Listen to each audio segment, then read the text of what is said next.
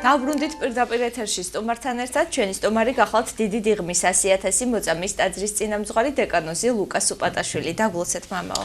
ერთმა დაგლოცოთ მოგესალმებით და გილოცავთ დღევანდელ დღეს. ასევე მსოფლიო მოძღვრების ხსენებას მათი მადლი გვფარავდეს. ჩვენც გილოცავთ მამაო, მრავალს დაესწარით. ჩვენი საუბრის თემა არის ცრურწმენები. და მამაო, პირველი შეკითხვა ცოტა ზოგადად დავსვათ. უამრავი ცრურწმენა არსებობს, ჩვენ ვიცით და უნდა ვაღიაროთ, რომ საზოგადოების დიდი ნაწილი იჯერებს მათ არსებობას. რო განგვიმარტოთ პირველ რიგში, რა არის ცრურწმენა და რამდენად დიდი ცოდვა ამ ცრურწმენებზე აყოლა? ახლა თუ ფართე გაგებით ვიგულისხმებთ, ცრურწმენით სავსეა ქვეყანა. დიახ. ცრუ, იგივეა ტყუილი, ხო? დიახ. ტყუილის მამა ეშმაკია, როგორც უფალი ბრძანებს და ეშმაკს იმდენი რამე აქვს წეშმარიტი გზის ალტერნატივა შემოტანილი, რომ ნებისმიერი რელიგია თუ ნებისმიერი ფილოსოფიური მიმდევრობა შეიძლება შემოეთავაზოს ადამიანს აი ჭეშმარიტების სანაცვლოდ, რომელიც ბუნებრივია მერე მის ქცევებსაც აყალიბებს. ქცევებს ბუნებრივად და ცხოვრების წესს აყალიბებს.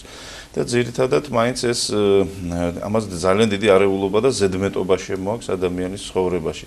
აი ვიწრო გაგებით თუ ვიგულისხმებთ, თქვათ ქრისტიანთა შორის სრურწმენას, იქ შავი კატა გადაგივლის თუ თქვათ მარცხენა ორშაბათია და ცამეტია და ადგებით თუ რაღაცა ასეთიც არსებობს. თარსი მეზობლებიც ხო არსებობს. ზოგითulis რომ თუ შეხვდა დილას ის მისი დღე არ იქნება წარმატებული. თუ ადამიანი ღმერთთან არ არის, მერე უკვე ის ეძებს მიზეზებს თავისი, ესე ვთქვათ, ცუდად ყოფნისა, წარუმატებლობისა და ასე შემდგომ. და ეს რა თქმა უნდა ცრურწმენაში მიყავს ადამიანს. ანუ მოკლედ რო ვთქვა, ეს არის ღმერთისაკენ სავალი გზის ალტერნატივა, რომელიც ვთქვათ, მთლად გაშიფრული არ აქვს ადამიანს და შეუძლებელია, რომ ვთქვათ, აი განიხილოს საკითხი, შავი კატა რატოა თარსი ვთქვათ. ხო, ვინმე გეტყვის ნეტ, აი რაღაცა ისე ხო და ესეთი ბრმათაცები. ან მარილი რო დაგებნება, რატომ იჩხუბებ? ხო და ეს მთლად ბოლომდე ვერ ჩაწვდები ამ ეგრეთ ბრჭყალებში ვთქვათ სიბრძნეს, იმიტომ რომ პასუხი არ არსებობს.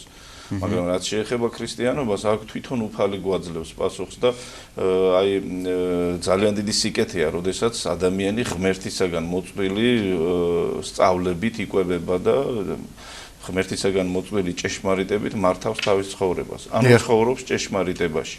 და აი ჭეშმარიტებიდან გადახვევა ხდება სწორედ სრურწმენებით.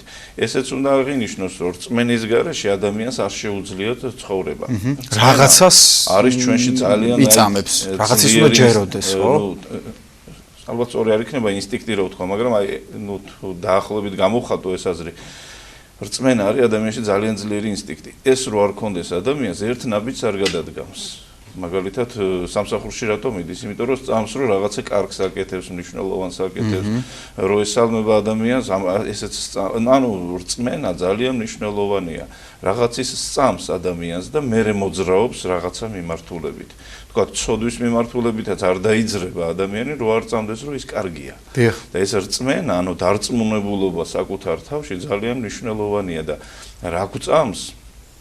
სწორად გვწამს, არასწორად გვწამს, ეს კიდე წვიდავს საერთოდ ჩვენ ცხოვრებას. დიახ, თუმცა აი მე მგონია, რომ აი გუშინ ვფიქრობდი რა კითხვები დამესვა თქვენთან და აი ეკლესიურ ადამიანებშიც აღმომიჩენია ხოლმე რაღაცა ერთგვარი ცრურწმენა. აი მაგალითად ალბათ თქვენს იცით ეს რომ ლუცი სანთელი უნდა დაანთოს თუ კენტი, რომ სანთლის ბოლოს მოწვა არ შეიძლება, მხოლოდ ასანთით უნდა მოუკიდო, ხო და ზოგი თითებს იწვამს. აი ვინ მოიგონა ეს სადგაჩნდა, რომ ეს არ შეიძლება. ხო, ესეც არის. ნუ თუმცა სანთლის ხელით ჩაქრობა ეს უფრო სავარაუდოდ ცეცხლთა ყვანისმცემლობის დროინდელია, როდესაც სულის შებერვა არ შეიძლებოდა ცეცხლისთვის და ეს ცოდვა თითულებოდა, იმიტომ რომ ადამიანმა თავის ცოდვილი სული არ უნდა შეუბეროს ღმერთს, ხო, ღვთაებრივი ენერგიის მატარებელ ცეცხლს. ნუ ასეთი რამეც ქრისტიანებს რა თქმა უნდა ეს შეუძლია და ბუნებრივია კიდე რაც თქვენ ბრძანეთ ახლა ლუცს აანთებ თუ კენტს აანთებ შეიძლება საერთოდ არ აანთო და ღმერთი მიიღებს შენს ლოცვას მაგრამ რა ხდება იცით როდესაც ადამიანი ცხოვრობს უღმერთოდ თქვათ მე 23 წლის მოვინათლე და 23 წლამდე ხომ ცხოვრობდი უღმერთოდ და მრავალი რაღაცის ტყვეობაში აი გონება იმყოფება რაღაცეების ტყვეობაში არასწორი წარმოდგენების გული იმყოფება არასწორი რაღაცა სასურველის ტყვეობაში და ადამიანს წარმოუდგენია თავისებურად ყველაფერი. მე ის რო იწყებს ქრისტიანულ ცხოვრებას, მე ნელ-ნელა თავისუფლდება. უფალი როგორ ამბობს, სანით ჭეშმარიტება და ჭეშმარიტება გათავისუფლება. და ის სწორედ გათავისუფლება არის ეგ პროცესი, რომ ადამიანი თავისუფლდება კერპებისაგან, არასწორი შეხედულებებისაგან და ხდება უბრალო. ანუ ისეთი, როგორიც ღმერთმა დაბადა ადამიანი, სრულყოფილი და მსგავსი ღვთისა. ამიტომ ეს დიდი ცრურწმენებისგან გათავისუფლება ეს არის აი ეკლესიური ცხოვრების თამდევი და ერთ-ერთი მიზანი. თუ არ ვიტყვით რომ თავარი მიზანი. კეთილი. მამო, აი საინტერესოა ბევრ მშობელს ებადება ესეთი კითხვა, გადავუხადოთ თუ არა დაბადების დღე ჩვენ შულს 1 წლის ასაკში. ან 40 წლის ასაკშიც რო არის ხდიან, რატო? და ბევრს ჯერა რომ 1 წლის ასაკში თუ გადაუხდეს დაბადების დღეს რაღაცა ცუდი მოლოდინშია ოჯახი და ანუ რომ განუმარტოთ მშობლებს და ასევე მინდა გკითხოთ რახან ბავშვების თემაზე შევეხეთ, აქ გავაერთიანოთ თილისმები, რომლებსაც ჩვილ ბავშვებს ხშირად უკეთებენ. ღმერთის წყალობით ახლა უკვე ყველა ჯვარს უკეთებს, მაგრამ უფრო ძველი პერიოდიდან მოდის, რომ თილისმები აქვს ბავშვებს ხელზე. რამდენად მისაღებია ეს? აი ეს ქრისტიანობამდელი პერიოდის არის სწორედ ეს თილისმები, რომელიც ადამიანს თქვათ იცავს ბოროტი თვალისგან და ასე შემდეგ. დღესაც აქვს აი ჩვენ მეზობელ თურქეთიდან ბევრი შემოდის ასე რომ თვალი. ხო გინახავთ ეს ლურჯი ფერის თვალი და თვალები როა. სადაც წავაწყდები ყველას უხსნიო ეს არაფერისგან არ გიცავს, ეს არაფერი არ არის. ეს არის ნუ რაღაცა უბრალოდ წარმოდგენა, თანაც არარეალური და შენ დილას რო ილოცებ და ჯვარს ატარებ, ეს არის რაღაცა საოცარი მადლი, რომლითაც შენ ღმერთის ფარველობაში ექცევი ზოგადად. და ზოგადად თუ როცა ინათლება ადამიანი ღმერთის ფარველობაში ექცევა. ბოლოს სასულიერო პირით მას კვეცავს ჯვრის სახეთ ადამიანს, რომელიც სიმბოლურად ნიშნავს ადამიანის გადასვლას ღმერთის მფარველობაში. და ღმერთს უკვე თავისი პირობა აქვს იქ, რომელსაც ის ასრულებს ღმერთი ყოველთვის, რომ ჩვენ დაგვიცავს ბოროტი ძალისგან და ყოველგვარი უკეთურობისაგან. მაგრამ ჩვენი პირობა ის არის, რომ ჩვენც განვეშორებით ბოროტებას. მაგრამ თუ თქვათ ჩვენ არ განვეშორეთ ბოროტებას და ცუდ ჩვეულებებს, რაღაცნაირად ვართ უკვე გაორებულ მდგომარეობაში. ვერც ქრისტიანად ვყალიბდებით და ვერც ვერც არაქრისტიანად ვერ ვითვლებით და ვართ ასე გაორებულ მდგომარეობაში და აი ეს ცრურწმენები სწორედ გაორებული მდგომარეობის მიმანიშნებელია, რომ ჩვენში რაღაცა პრობლემა. და რა თქმა უნდა, ახლა შვილი რო შეგეძინება, დიდი სიხარულია ყოველი დღე, დღესასწაულია, აი მაგალითად მე პირადად ჩვენ ოჯახში პირველი შვილი რო შეგვეძინა, ყოველი დღე ჩემთვის სიხარულით იწყებოდა, მე მეორე შვილი, მესამე, მეოთხე და აი ყოველი დღე რაღაცნაირად დიდი სიხარულია და დღესასწაულია და მათი დაბადების დღეები ძალიან მნიშვნელოვანია. ეს არ არის რაღაცა ისეთი თარიღი, რომელიც გადაარჩენს კაცობრიობას, მაგრამ ეს ჩემი სიხარულია, ეს დღესასწაულია, რომელიც თვითონ თავად მას უხარია უკვე გარკვეულ ასაკში. დღესასწაული ოჯახში ცუდის მომტანი არაფრით არ არის. მეორე მომენტი კი არის, რომ ბოროტი ძალა ყველანაირად ცდილობს, რომ ადამიანს ეს დღესასწაულები წაართვას. რომ რაღაცნაირად უფრო უკეთურობისკენ წავიდეს და შაუბნელებისკენ წავიდეს ადამიანის ცხოვრება. მაგრამ ადამიანი ბუნებრივად ცდილობს თავის ცხოვრებაში, რომ სიხარულისკენ წაიყვანოს თავის ცხოვრება. ამიტომ ესე იგი თუ ჩვენ ვთქვათ, ჩვენ შვილს დაბადების დღეს გადავუხდით, ეს არაფრით არ უნდა იწვევდეს რაიმე ცუდს და რაიმე ცუდს იწვევს უღმერთობა. და შედეგი ყველანაირი დაცემისა, როგორც ბიბლიაში წერია, არის ამპარტავნება. ამპარტავნება ეს არის ღმერთისაგან შეგნებული განდგომა. უფალო, მე შენ არ მჭირდები, მე თვითონ ვიცი როგორ ვიცხოვრო. და მე ეს მე თვითონ ვიცი როგორ ვიცხოვრო, ანუ ამპარტავნული ცხოვრების წესი იწვევს ჩიხებში შესულას და სხვადასხვა პრობლემებს. დიახ. აი საიდან მომდინარეობს, ალბათ ეს კითხვაც უნდა დავსვათ, წარმოდგენა იმასთან დაკავშირებით, თითქოს მაისში არ შეიძლება ქორწინება. მე მაგალითად ეს სტერეოტიპი დავამსხვრია, რა თქმა უნდა, შემთხვევით მოხდა, მაგრამ იყო მაისი და თანაც 13 რიცხვი, როდესაც შუარი დავიწერე. შეგერი ოჯახი მადლობა რომ ეს ყველაფრისათვის. ხო, აი საიდან ჩდება ეს, რატო წამთ აი ეს ადამიანებს მაინც თითქოს იციან რომ არაფერი არ დაშავდება ამით, მაგრამ მაინც ურჩევნიათ ხოლმე რომ ბარემ გავიდეს ეს თვე და შემდეგ ან მანამდე დაიწერონ ჯვარი. რატო? არა, მე პირადად 12 მაისს მაქვს დაწერილი, თქვენი არ იყოს და ნუ საკმაოდ ბედნიერად ვუძნობ თავს და მყარიელი ოჯახი. ანუ ამაზე არც არაფერია დამოკიდებული, მაგრამ ერთხელ როდესაც ვსაუბრობდით, ესეთი რაღაცა თქვა ერთმა ჩვენმა მრევლმა, რომ რუსებს აქვთ ასეთი გამოთქმები, რომ ესე იგი მაიაცა, ანუ მთელი ცხოვრება მაისი იქნებაო მე. ნუ რატოა ესეთი დამოკიდებულება არ ვიცი. ცუდია მაისი. იქ ვეღარ ჩავეძიე იქეთ და რაღაცა ესე შეიძლება დაუფიქრებლად არის გადმოტანილი. აი ეს რაღაცნაირად ჩამოყალიბებული რაღაცა, რამდენად სწორია ეს, რა თქმა უნდა, შეუძლებელია. აი ქრისტემდე არსებობდა რაღაცა მითოლოგიური პერიოდი. როდესაც ადამიანს შეიძლება ბოროტი ძალა ღმერთი ეგონა და რაღაცა სწავლას ღებულობდა, სადღაც მისი ქურუმისგან და ასე შემდგომ და იგივე პერიოდი ეხლაც გრძელდება. ადამიანთა შორის დიდი სხვაობაა, თუ ადამიანი ღმერთისგან არ განისწავლება სულიწმინდისაგან, მაშინ ის განისწავლება ბოროტი ძალისაგან. უფალი ხო ამბობს, ან ღმერთი, ან მამონა. ორი ბატონის მონა ვერ იქნები. ამიტომ ამ ქვეყანაზე, როდესაც ირჩევ, თქვათ, შენს სიკეთეს და სიყვარულს, რა თქმა უნდა, ღმერთი უნდა იყოს და ბუნებრივია იქნები დაცული. და ბუნებრივია იქნები ამ დაცვის ქვეშ და დაცული იქნება ჩემი გონებაც, მრავალი რყევებისაგან და ცრუ სწავლებებისაგან და ჩემი გულიც და მრავალი ცრუ კერპების სიყვარულისაგან. ბუნებრივია, რომ მე უფრო მშვიდი ცხოვრება არის მე ადამიანის ყოფაში. ასეთნაირი. მამო, აი ძალიან მინდა ასტროლოგიის თემას შევეხო, რომელიც მკვეთრად განსხვავდება ასტრონომიისგან, რომელიც მეცნიერება ამ ორ ცნებას ხშირად ურევენ და ამიტომ ვუსვამ ხას. ასტროლოგიით არის ძალიან ბევრი ადამიანი გატაცებული და ბევრი იმდონემდეც არის მისული, რომ სახლიდან ისი არ გავა, რომ დღის ჰოროსკოპს არ გაეცნოს თქვათ და არ გაიგოს რა ელოდება, როგორი დღე ელოდება წინ. აი, რამდენად დიდი ცოდვაა ასეთი დამოკიდებულება ჰოროსკოპის. დაკავშირებით ობიექტურ სიტუაციას ვიტყვი იმას, რომ ვარსკვლავთ მრიცხველობა ძველ ქართულ სემინარიებში და აკადემიებში ისწავლებოდა. და ზოგადად აი მაგალითად დავით აღმაშენებელმა თვითონ იცოდა ვარსკვლავთ მრიცხველობა. ანუ ღმერთის მიერ სამყაროში კავშირი არსებობს. ზედმეტად არც მზეა შექმნილი და არც გალაქტიკა და არც მთვარე და არც რომელიმე ვთქვათ ნებისმიერი ვარსკვლავი. მაგას რაღაცა მნიშვნელობა აქვს. ღმერთი შემთხვევით ქვიშის ერთ ნაწილაკსაც კი არ ქმნის. ეს ყველაფერი ღმერთის ქმნილება. ეხლა რა კავშირია აი მთელ სამყაროს კოსმოსში? მაგალითად პეტრე მოციქული ამბობს, ადამიანი ცოდვით რომ დაეცაო, კოსმოსმა განიცადაო ეს. ანუ მთელმა სამყარომ განიცადაო. სამყარო უკვე რაც მყარია და ღმერთისგან შექმნილი. ანუ ადამიანის ცოდვილობა მთელმა სამყარომ განიცადაო. მაგრამ და ეს შესასწავლი თემაა და რა თქმა უნდა მეცნიერულად ღრმა მეცნიერული თემაა, ასე ვთქვათ, ეს იმდენად რომ ძალიან საინტერესო.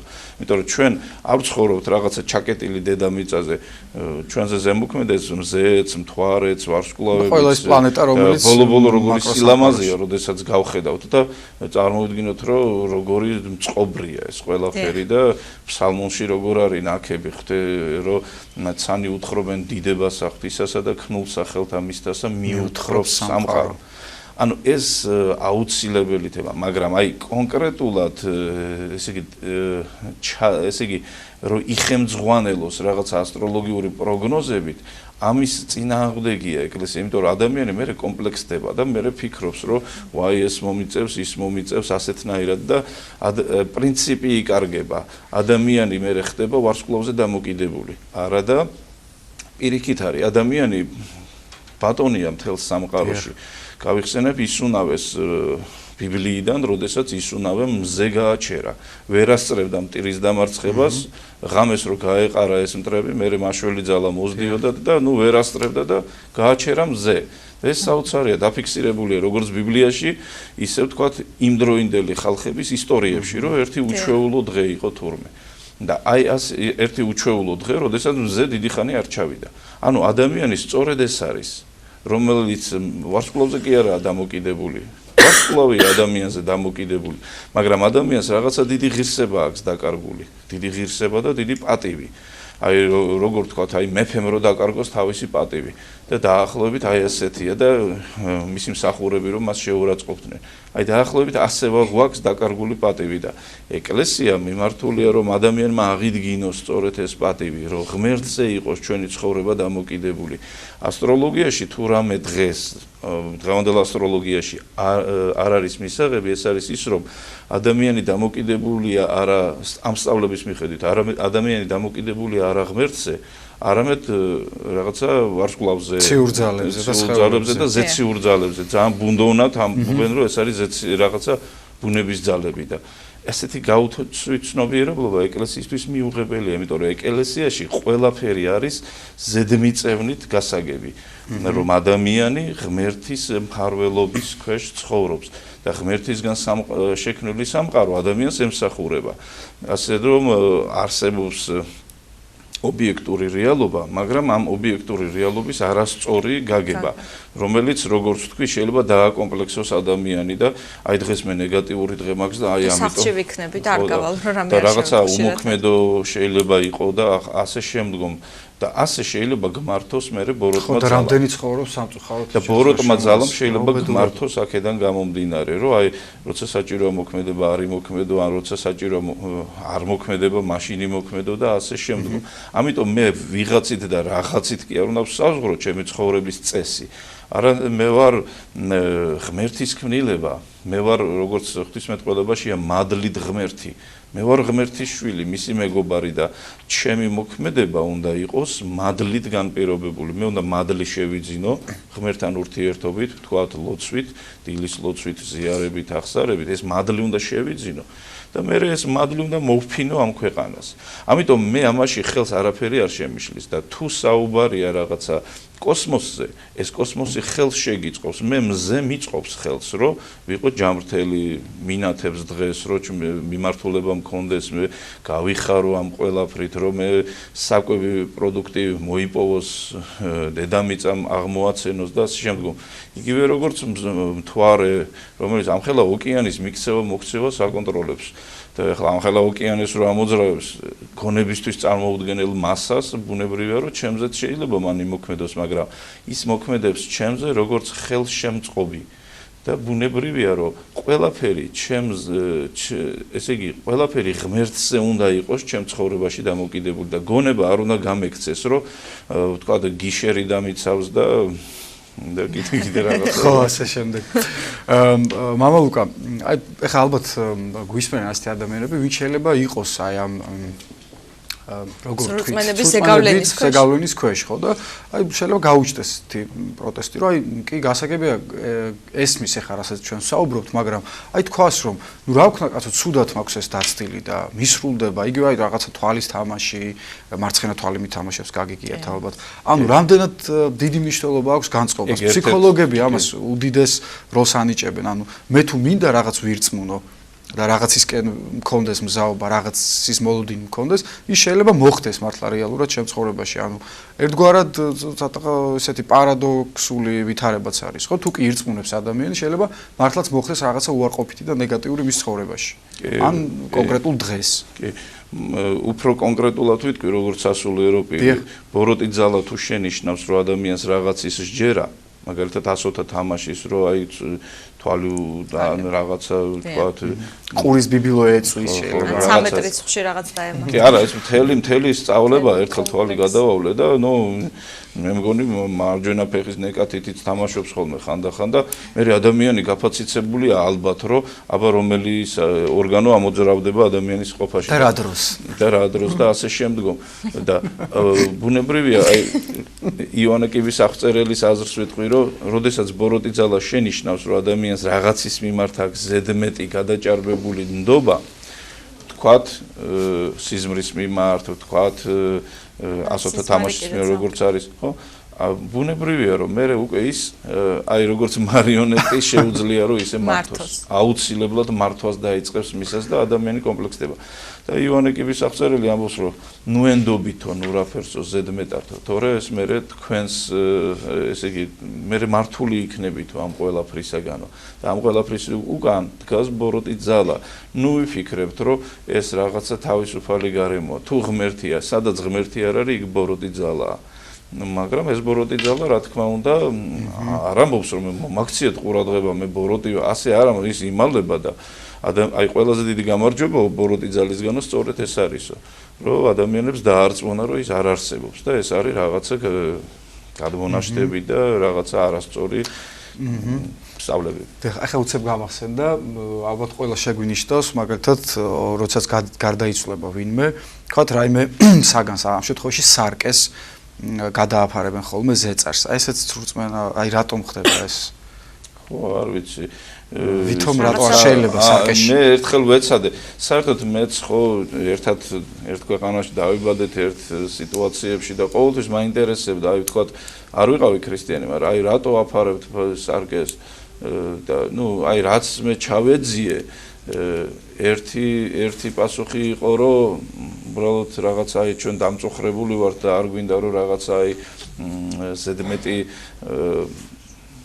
სიხარული თქვათ თუ რაღაც აი დაახლოებით გვინდა რომ ცოტა დამწუხრებული ვიყოთ ერთი და მეორე რომ იმ სარგეშიო რჩებაო ან არ ეკლეო და რაღაცაო და აი ეს რამდენად სწორია ნამდვილად არ ვიცი მაგრამ ლოგიკური პასუხი მე არ გამიგია მესმის ისევე როგორც ფეხის ქვეშიდან რატო არ უნდა გამოხვეტონ უფულობა იცის თუ და ასეთი რაღაცები არსებობს და ესე იგი რას თუ აი ადამიანი უბრალოდ ადამიანი რასაც ირწმუნებ აი ბოლომდე უნდა გაერკვე მასში ერთადერთი პასუხი აი საოცარია მაგრამ მართლმადიდებლობას აქვს ყველაფერზე სრულყოფილი პასუხი ბოლომდე მიდის ეს ყველაფერი და ღმერთისაგან მოდის ეს მოძღვრება და სწავლება რომელიც რა თქმა უნდა გიცავს ამ კერპებისაგან და ბუნებრივია გიცავს იმ არასწორისაგან რომელიც შეიძლება გეგონოს რომ რაღაცა ჭეშმარიტებაა და ქრისტიანისთვის და ისედაც ადამიანისთვის არაბუნებრივია რომ ვიღაცის